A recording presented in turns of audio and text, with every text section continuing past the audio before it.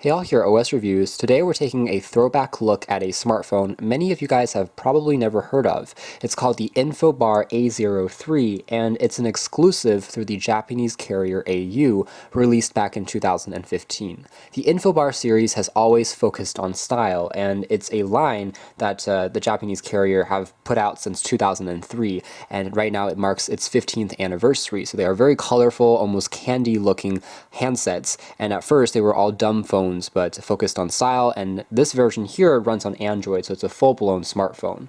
This device also came with a number of unique and quirky cases and accessories that were designed by famous various industrial engineers and designers and brands. So this is a style phone, it's a fashion phone in many aspects. Taking a closer look at the design now, the phone has actually fairly flagship level specs for a 2015 device, including a Snapdragon 801 chipset. It also features 2 gigs of built-in RAM and a 4.5-inch Super LCD display at Full HD resolution. The screen size is definitely small by today's standards, but it's a very compact phone to hold in your hands. It's also made out of a unibody aluminum finish, which is very sleek and feels quite comfortable in the hand. On the top, we have a single earpiece that also hides the proximity light sensor, as well as the LED notification light in this one strip, so very elegant. Down below, we have capacitive keys. On the side, we also have a flap that covers up the SIM and micro SD card slot to expand on the built-in memory. And on the top, there's a standard 3.5mm headphone jack. On the right-hand side, there is a dedicated volume rocker and a power key, which is a little bit too small for my tastes.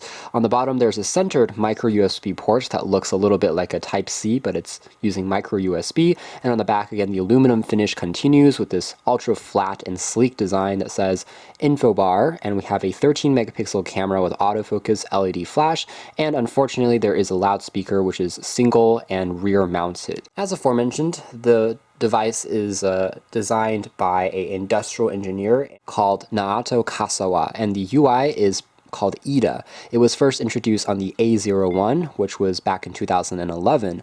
In 2013, there was a second generation version of the InfoBar smartphone line that was manufactured by HTC, but it wasn't as successful because it was essentially a HTC Butterfly that had a slightly different color scheme going on, whereas this is a much more original design. And this version is actually manufactured by Kyocera, which is very interesting because in the US, they have yet to release really a flagship level smartphone, but this device definitely feels extremely high quality in terms of its build, and overall design is, again, very impressive.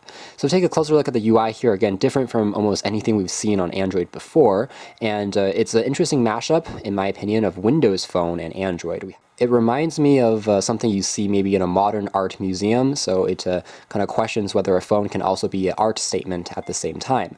So unlocking it, there's a haptic vibration, and then we have all these tiles for the various apps, and as we scroll through, we can see the phone does have built-in NFC, it has Wi-Fi, it has GPS, it has Bluetooth, so it's fully decked in terms of connectivity, even has infrared as well for sharing information between other phones that have this wireless feature on board. Overall though, it's still a very smooth kind of scrolling experience, especially in the main UI, because again the Snapdragon 801 is a chipset that has held up really well over the past three years.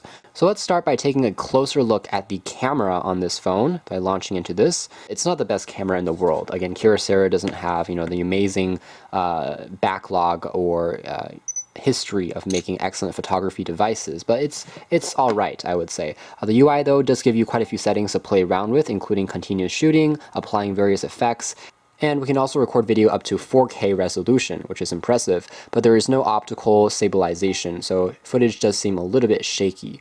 So taking a closer look at some samples here, such as this image that we just took, again, fairly fast in terms of loading speeds. The 801 is still doing a pretty good job, even on this relatively heavy layer of skin that makes it look utterly unfamiliar to a stock version of Android. But you can see that text is pretty legible, and in terms of colors, they do actually look quite natural. So you can also tap to focus and to capture a shot, and again, if you are steady and there's plenty of light, again, your images actually turn out pretty decently for a sensor that is so small and flush against the surface of this phone. With that being said, shutter speed is a little bit on the slow side compared to 2018 devices. It also doesn't seem to have HDR on board, at least not through one of the menus, so some of the skies can be a little little overexposed. It doesn't pull out as much detail through some of the shadows. In terms of navigation, we can tap on the Recents key to have access to our multitasking, so pretty traditional looking. It is technically running on top of Android 4.4 KitKat, so a little outdated now, but still quite familiar in terms of those gestures. I can also long hold on the Home key, for instance, to access to kind of instant search, Google Assistant. Let's take a closer look at how it handles videos, and let's say a clip from YouTube.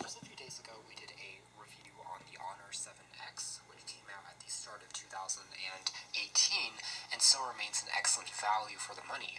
Well, the Honor 9 Lite essentially has the exact same specs as the more well-known 7X, except this one has a glass back instead of being made out of aluminum.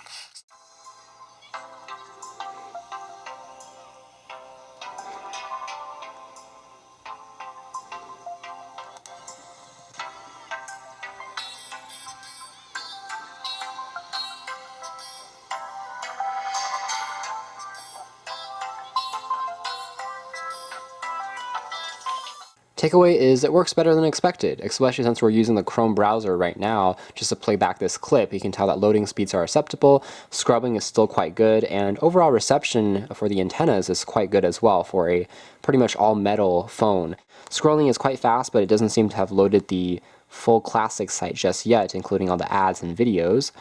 And if we try CNET over here, again, it takes a few seconds longer compared to a more modern flagship device or even a Snapdragon maybe 660. It's a little slower now, but we can still load the full version with all the ads and videos on these complex pages without too many problems. So again, Snapdragon 801 is still doing a pretty good job. No real checkerboarding. There's not a lot of kind of slowdown as we pinch in and pinch out. And again, the screen is very vibrant and enjoyable when it comes to looking at images and text. Since this is a designer phone, we are able to tweak all these tiles to our liking, and all the apps are custom designed from the ground up, including the calendar app that you see here, as well as things like the clock app. Again, they've been designed to match the overall look of the phone, which is very blocky and again reminiscent of Windows Phone and the Metro UI. And long press on a blank area to add new panels, just like on Windows Phone. These are basically widgets or shortcuts to applications that you can pop on there. And here is the music playing application. Also looks very different. You can shuffle your songs, and your audio clips are displayed like this. You can tap on the menu on the side here to take a look at your kind of playlist. You can also do some karaoke sessions. So again, a very interesting music playback app there. And if we launch into settings here, we can tell that it's a lot more traditional looking, but some of the font has also been customized. Now, if I wanted to, I can also actually change the theme, so I can change kind of the background color a little bit to be brown, to be monochrome, to be blue. If I want to go into a basic home version, this is very similar just to stock Android, but with a few tweaks from AU. So it's a lot more traditional looking compared to the previous iida launcher. You can tell how good the display looks as well. Again, the contrast between the black and the colors are very vibrant. It almost seems like an AMOLED screen, but in fact it's really just a regular LCD, so very impressive there. Otherwise, one of the weaker elements of this phone would probably be the battery life, because it only has a 2040 milliamp hour capacity pack, so pretty much 2000. And in 2018, of course, we have Redmi phones that have a 4,000 milliamp hour pack that can last us many days. Coupled with the Snapdragon 801, this phone will definitely need to be recharged at the end of each workday. Also, because it's made out of metal, if you are trying to play some heavier tasks like gaming a little bit, browsing heavier sites, watching YouTube for a bit, it does get a little bit warm. With that being said, there is an eco mode that you can access, and this will try to kind of prolong the battery performance by reducing the number of apps that you can access in this mode, such as only being able to call people. Just a look at some of the other apps built on here in terms of how they look aesthetically. Here is the calculator. Again, these are capacitive keys, which confused me at first because of how large they were. I expected them to be hardware keys that physically press down, but no, they're just touch sensitive. Now, the phone does have Dolby Atmos in terms of sound enhancement, so the audio quality, as you heard in that music sample on YouTube, is actually a little stronger than expected for a single rear speaker. But again, as a waterproof phone, it's a bit more forgivable. You can use a headphone jack, and that will improve the audio quality even more, or you can use wireless Bluetooth, and I didn't have any issues there. Dolby Atmos allows us to customize the sound profile of whatever we're listening to, such as tweaking the sound signature to be a little higher, a little lower, depending on our preferences for things like bass, treble, or mids. So it does have a bit more of additional settings that you can use. There's also a demo here that we can access.